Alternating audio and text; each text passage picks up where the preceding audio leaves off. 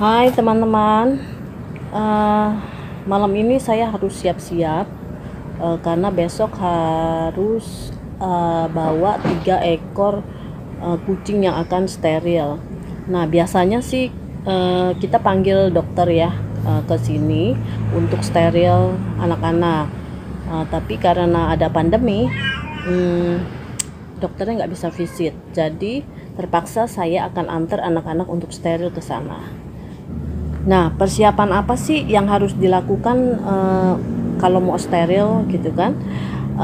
Oke, ikuti saya terus. Jangan lupa subscribe, like, share, dan komen.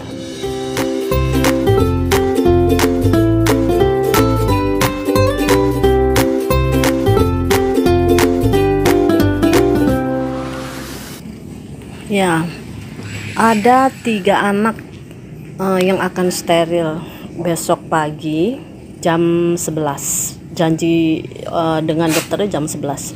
Nah, ini adalah yang pertama, jantan. Ya, koli. Ya. Dan 2 lagi betina. Nah, ini si betina. Ya. Nah, 1 lagi Bella di dalam. Karena steril itu diharuskan untuk puasa ya, jadi malam ini saya harus kandangin ya. Kita kandangin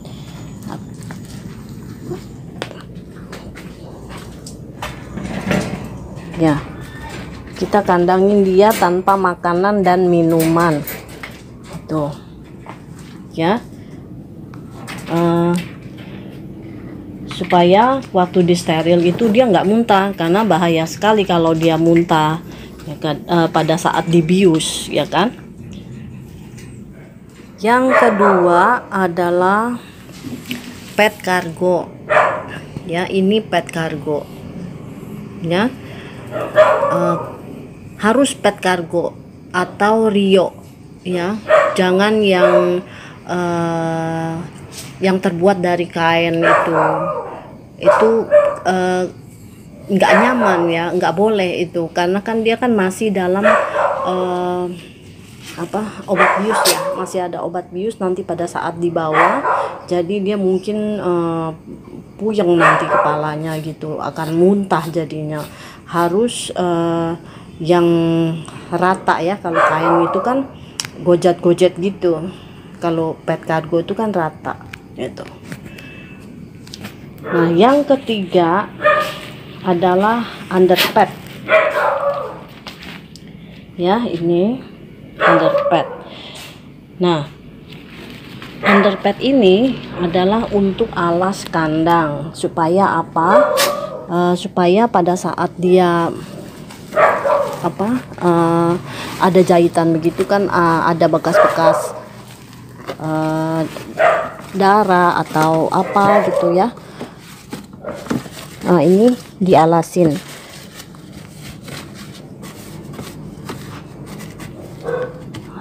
untuk alas kandang ya.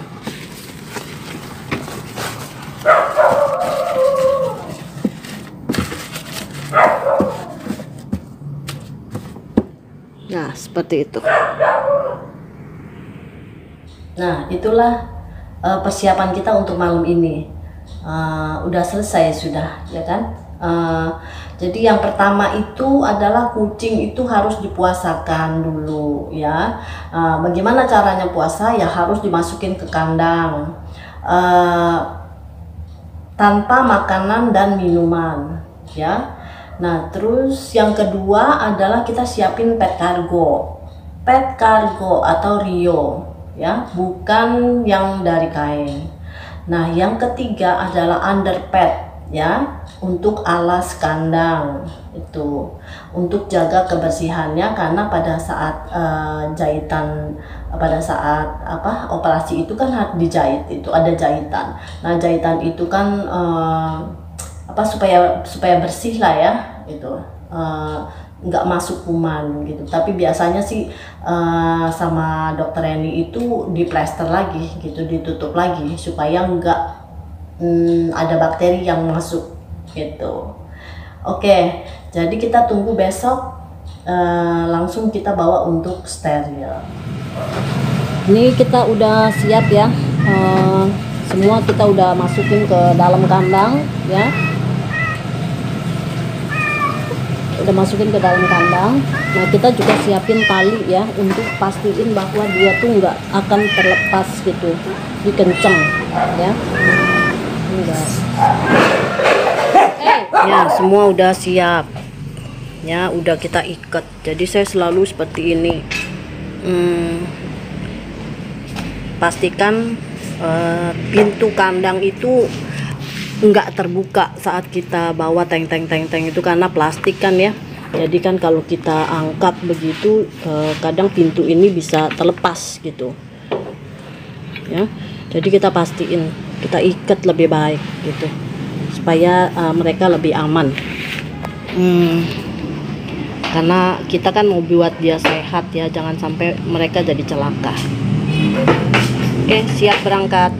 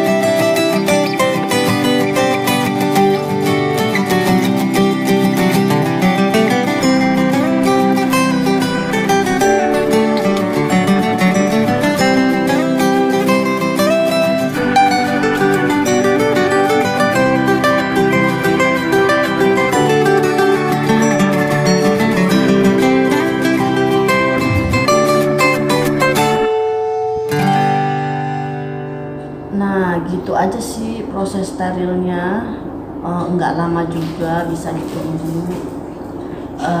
Terus untuk perawatannya, kalau yang punya duit silakan dirawat inap aja, karena memang harus dikandangin gitu selama 7 hari ya, ya minimum 3-4 hari lah gitu, itu minimum banget gitu. Nah, jadi kalau dirawat sendiri juga bisa. Kalau saya sih saya lebih nyaman rawat sendiri ya, karena nggak bolak-balik juga jemputnya. Terus ya karena kan udah terbiasa juga ya ngerawat yang habis steril gitu kan. Jadi tinggal dikandangin aja, nggak repot juga sih, tinggal dikandangin. Ya nanti kita lihat dia kan pertama-tama pasti masih lemas ya. Ya nanti saat dua hari kedua, hari ketiga itu pasti dia udah mau makan, kita perhatiin mau makan atau minum, udah makan, udah minum, ya udah tenang gitu. Yang penting dia jangan diumbar dulu, karena bakal lompat-lompat segala, itu nanti jahitan terbuka. Itu doang sih gitu. Nah kalau jantan sih masih mending. Kalau jantan itu apa ya, kalau jantan sih karena kan nggak di dalam ya, di luar gitu kan, jahitan tuh adanya di luar, jadi ya nggak masalah juga gitu kalau seandainya 1-2 hari udah, tapi ya nggak diumbar di jalan juga ya, kasihan gitu kan, takutnya ya nanti berantem atau gimana kan gitu. Jadi ya di dalam rumah aja, kalau mau dilepas di dalam rumah aja ya nggak apa-apa gitu. Nah seperti si Koli ini dikandangin, dia keluar lagi, nyeplos lagi, bongkarin kandang, nggak mau gitu kan. Jadi ya udah, terpaksa dibiar aja gitu. Yang penting, yang penting dia nggak kenapa-napa lah gitu, sambil diperhatiin juga. Nah, steril itu penting ya, penting banget. Selain untuk mencegah populasi ya, mencegah populasi hewan terlantar ya. Dan selain itu juga mencegah piometra yang pasti. Jadi kalau betina itu kadang kan bisa kanker rahim. Nah, itulah yang dicegah gitu. Kalau misalkan udah udah disteril tuh, kita juga udah tenang lah. Ke satu ya, dia nggak beranak terus. Kalau beranak terus juga kan kita juga pusing gitu kan. Nah, kalau misalkan mau punya anak kucing, adopsi aja gitu ya kan. Banyak yang terlantar di jalan yang orang buang. Nah, kita ambil, selain kita dapat lucunya, ya kita juga dapat pahala dari yang di atas, benar gak? Oh ya, terima kasih ya untuk Lilis sebagai OTA atau orang tua asuh untuk Bella dan Groom ya. Juga Yosua untuk Koli. Terima kasih banyak atas kerjasamanya. Juga untuk dokter hewan Reni yang udah capek ya. Oke, saya juga udah capek, udah ngantuk ya. Sampai di sini dulu. See you in my next experience. Bye bye.